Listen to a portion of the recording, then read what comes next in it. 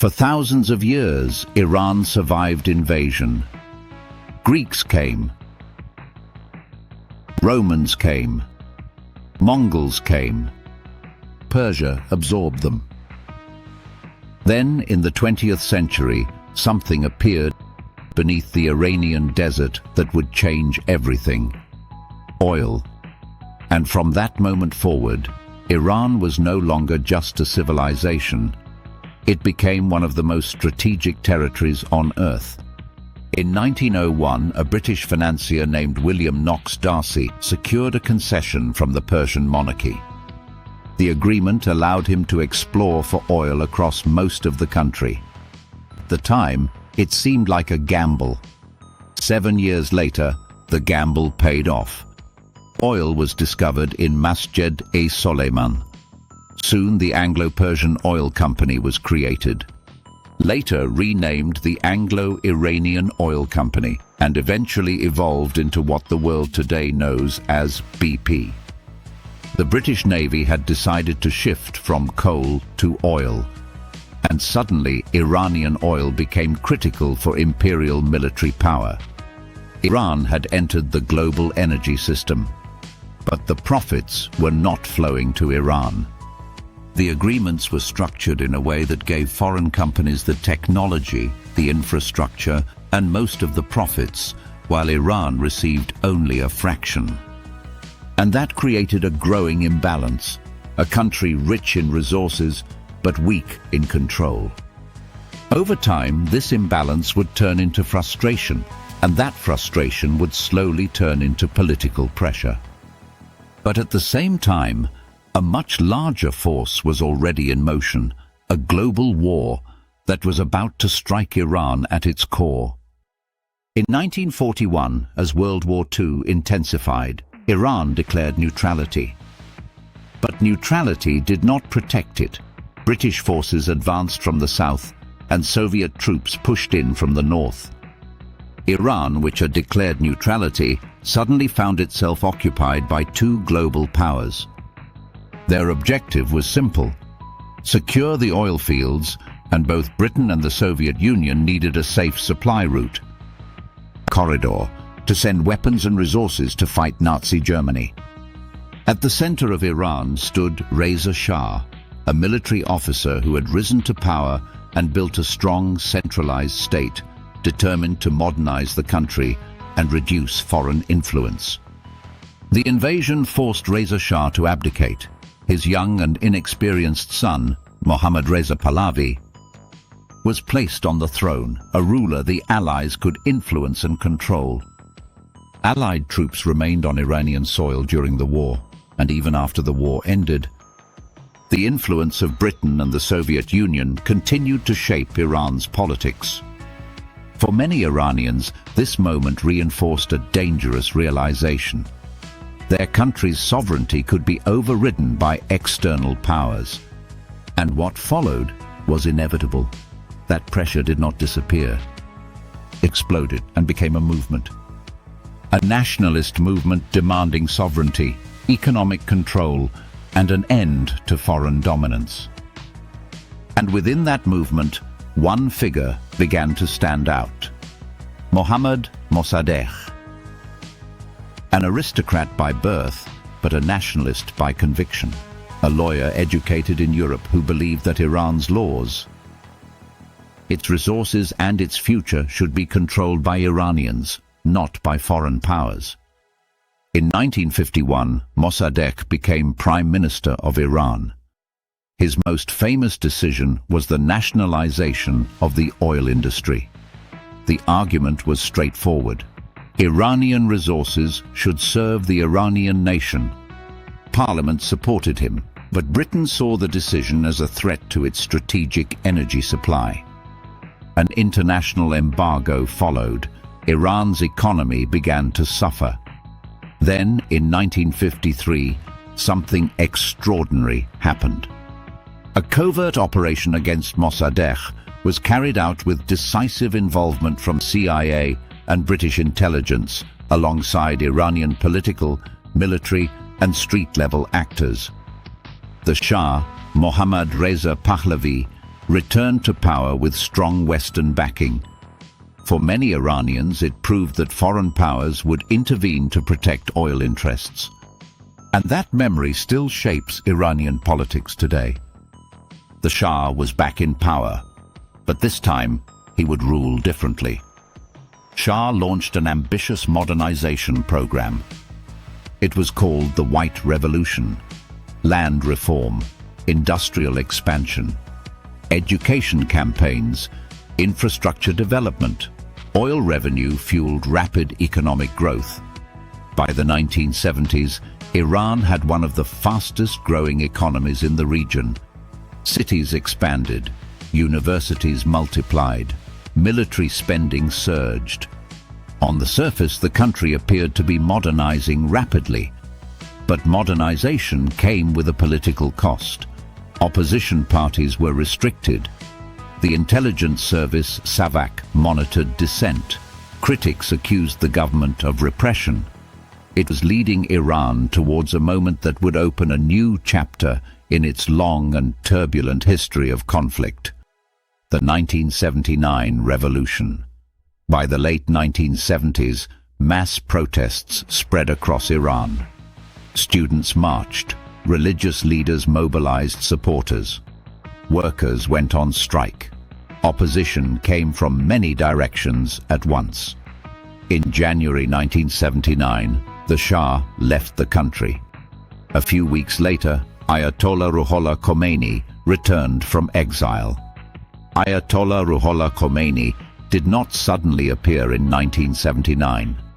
His grandfather, Sayyid Ahmad Musavi Hindi, had lived in Lucknow in India before the family settled in Iran. Lucknow was a major Shia Islamic center during the Mughal period.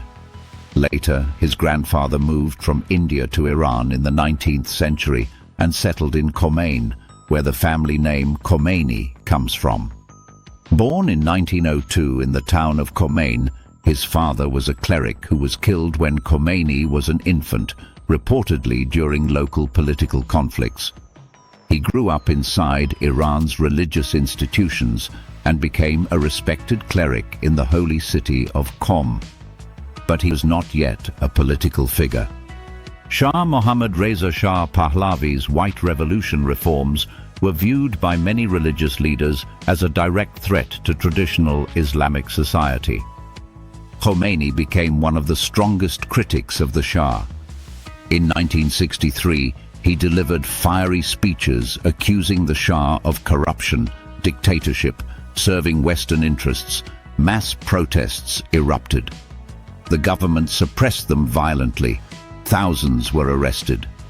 Khomeini himself was arrested, but this moment turned him into a symbol of resistance. In 1964, Khomeini criticized a new law granting legal immunity to American military personnel in Iran. The Shah considered this too dangerous, so Khomeini was arrested and exiled. First, he was sent to Turkey. Then he moved to Najaf, Iraq. He remained there for nearly 14 years. During the 1970s, something unusual happened. Khomeini's speeches were recorded on cassette tapes. These tapes were secretly smuggled into Iran, copied thousands of times, played in mosques and bazaars. This created a kind of underground communication network. Even though he was in exile, his message spread across the country. By 1978, mass protests were shaking the Shah's rule. In January 1979, the Shah left the country. 2 weeks later, Khomeini returned from exile to Tehran, welcomed by millions. Within days, the monarchy collapsed. Iran became an Islamic republic, and Khomeini became the supreme leader. This revolution changed the political structure of the country completely. But it also reshaped Iran's relationships with the outside world, because the new leadership rejected Western influence and emphasized political independence, and that decision would reshape the Middle East. But how did Iran become the rival of the most powerful country in the world? Many Iranians remembered the 1953 coup, when a covert operation involving the CIA helped remove Prime Minister Mohammad Mossadegh after he nationalized the country's oil industry. In November 1979, a group of militants seized the American embassy in Tehran. 52 American diplomats and staff were held hostage for 444 days, creating one of the most dramatic diplomatic crises of the 20th century. The crisis shattered relations between the two countries. Diplomatic ties were severed, economic sanctions began, and mutual distrust hardened on both sides. From that moment onward, the confrontation between Iran and the United States became a lasting feature of global geopolitics. And there was something else waiting on Iran's growing list of enemies: Israel. Before the 1979 revolution, Iran and Israel were not enemies at all. Under the rule of the Shah, Iran quietly maintained cooperation with Israel. This cooperation was never very public, but it was real. Then everything changed in 1979. When the Islamic Revolution overthrew the Shah, the new leadership under Ayatollah Khomeini adopted a very different worldview. The revolution presented itself as a struggle against Western influence, monarchy, and regional injustice. Within that framework, Israel was viewed not simply as another state, but as a symbol of Western-backed power in the region. Diplomatic relations with Israel were completely cut off. The Israeli embassy in Tehran was handed over to representatives of the Palestinian movement. Iran began openly supporting groups that opposed Israeli policies, particularly Hezbollah in Lebanon and later Palestinian organizations. From that moment onward, Iran positioned itself as one of the strongest critics of Israel in the Middle East. Israel, in turn, began to see Iran as a strategic threat, especially as Iran expanded its missile programs, regional alliances, and later its nuclear program. And that is why the Iran-Israel rivalry has become one of the most important geopolitical tensions in the modern Middle East. But while the world was still trying to understand Iran, something far more dangerous was already waiting. A war that would strike Iran at its very core. In 1980, Iraq, under Saddam Hussein, invaded Iran. The Iran-Iraq War lasted 8 years. It became one of the longest conventional wars of the 20th century. Cities were bombed, oil facilities were targeted, chemical weapons were used. Hundreds of thousands died. For Iran, the war was existential. The government feared collapse. The outcome of the war forced a shift in Iran's strategic approach. So instead of waiting for the next war to reach its borders, Iran began building a battlefield far beyond them. To do that, Iran built relationships with groups and governments across the Middle East. Over time, this network expanded. In Lebanon, Iran supported Hezbollah, a powerful political and military organization. In Iraq, Iran developed connections with several Shia militias, especially after the 2003 US invasion of Iraq. In Syria, Iran supported the government during the civil war that began in 2011. And Iran also provided political and material support to Palestinian groups that oppose Israeli policies. Together, these relationships formed what analysts often call a regional network of influence. Instead of fighting enemies only at its own borders, Iran created a structure where confrontation could emerge across a much wider geographic area. In other words, any conflict with Iran would no longer remain contained inside Iran. It would become a regional problem, and this strategic logic explains why Iran maintains relationships with groups such as Hezbollah in Lebanon, allied militias in Iraq and Syria, and Palestinian factions. Because in the geopolitical calculations of the Iranian leadership, these alliances form a buffer zone of influence beyond Iran's borders. Iran had limited advanced military capability during the conflict. After the war, the leadership began expanding research programs. The nuclear program, originally started during the Shah's era, became increasingly important. Iran insisted the program was designed for civilian energy and medical research. Western governments feared the technology could lead to nuclear weapons capability. This disagreement created one of the most persistent diplomatic crises of the modern era, which raises another important question. Does Iran want nuclear weapons, or does it want nuclear capability as a deterrent? The debate continues today. Because of the nuclear dispute and other geopolitical tensions, Iran became one of the most heavily sanctioned countries in the world. Sanctions targeted oil exports, international banking, shipping, technology transfers. The goal was to pressure the Iranian government into policy changes.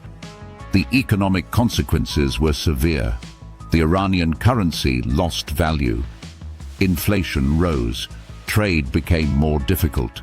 Protest cycles and internal pressure. Over the past 2 decades, Iran has seen several waves of domestic unrest, each driven by a different mix of economic frustration, political demands, and generational change. The first major wave arrived in 2009.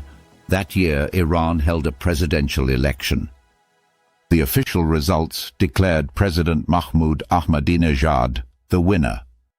But millions of Iranians believed the election had been manipulated. Large demonstrations appeared across Tehran and other major cities. Crowds carried green banners, the campaign color of opposition candidate Mir Hossein Mousavi. The movement became known as the Green Movement. For weeks, streets filled with protesters demanding transparency and political reform. It was the largest internal protest movement Iran had seen since the 1979 revolution. Opposition leaders were placed under house arrest. Internet access and communication networks were restricted. The protests eventually faded, but the message was clear. A significant part of Iranian society was questioning the political structure of the system itself. Several years later, a different kind of unrest appeared. This time the trigger was not elections, it was the economy. Between 2017 and 2019, protests broke out in multiple Iranian cities. Participants were not only students or political activists. Many were workers, small business owners, and young people struggling with rising living costs. Sanctions had intensified. Oil revenues were under pressure. The national currency, the rial, lost value. Inflation increased sharply. In many demonstrations, the slogans focused less on political ideology and more on economic frustration. Jobs, prices, corruption. These protests were geographically broader than the 2009 movement. They appeared in smaller cities as well as major urban centers. Again, the government moved to restore control. Security forces intervened. Internet restrictions were imposed. Arrests followed. The demonstrations eventually subsided. But another pattern had emerged. Internal unrest in Iran was no longer driven only by political reform movements. Economic pressure was now a central factor, the generational divide. Behind these protest cycles was another important shift. Iran's population had changed dramatically since the revolution. More than half of Iranians were now born after 1979. This younger generation grew up in a different environment. They were more connected to global culture through the internet. They had higher educational attainment. But they also faced limited economic opportunities and social restrictions. This generational gap created a new layer of tension. older political leadership operating within the revolutionary system, younger citizens asking whether that system still served their future. And that tension would continue to surface in different forms. One of the most significant recent waves of unrest emerged in 2022 after the death of a young woman named Mahsa Amini while in police custody. The incident sparked nationwide protests. Demonstrations spread rapidly across multiple Iranian cities. This movement carried a different tone. Many protests focused on social freedoms, women's rights, and personal liberties. The slogan, "Women, Life, Freedom," became widely associated with the demonstrations. The government again responded with strong security measures. Internet access was restricted, large numbers of arrests were reported, and security forces worked to restore control across major urban centers. The protests gradually diminished, but they revealed another layer of tension inside Iranian society. Not only economic concerns, but also cultural and social debates about the direction of the country. A system under pressure. Taken individually, each protest wave appeared manageable, but together they revealed a pattern. Iran was experiencing multiple forms of pressure at the same time. Economic pressure from sanctions, political disagreements about governance, generational differences about the future of the country, and social debates about culture and identity. Which brings us to an important observation. Iran is not a politically uniform society. It contains multiple competing visions about the country's future. And these internal tensions continue to shape Iran's political landscape. Even while external geopolitical conflicts continue to intensify, the pressure builds. Over decades, the pressures accumulated. Oil, revolution, war, sanctions, proxy conflicts, nuclear disputes, internal unrest.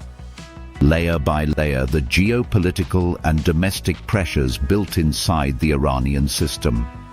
And eventually, the confrontation that had been building for decades began to surface on a much larger stage. Thank you for watching. Beyond identities, beyond borders, beyond divisions, our destiny is one. You are watching Next Horizon Global.